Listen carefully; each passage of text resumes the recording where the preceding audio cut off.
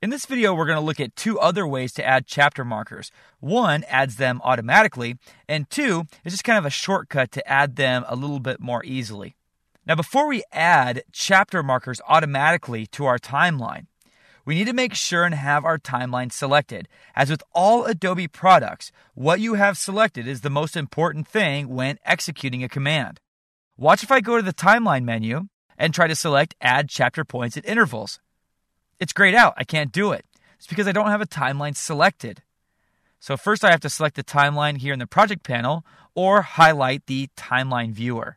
Then I could go to the timeline. It knows what I'm talking about. And I could click Add Chapter Points at Intervals. Using this dialog box, we can set up chapter points to automatically be added at certain intervals. Let's say you're making a DVD of someone going fishing. Well, not too much happens in fishing, so no offense to any fishers out there, but if you're just doing regular fishing, not too much happens in the course of 1, 2, 3, or 5 hours.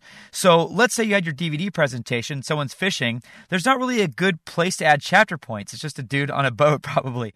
So then, each point in time would be just as much as another point in time. There's not really any good place to add a chapter marker. So this would be a great time to add chapter markers at intervals.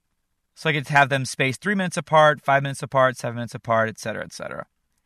Also, this is a really handy feature. If I check this, it will remove existing chapter points. Now, if I were to click OK here, it's not going to let me do this because the duration of my timeline is actually shorter than the shortest interval. So that won't work for me here. So I'm going to hit cancel. But there is another trick I can add. Just like in After Effects, the keyboard shortcut to add a marker is the asterisk key. So if I hit the asterisk key on the numeric keypad, I add a chapter marker.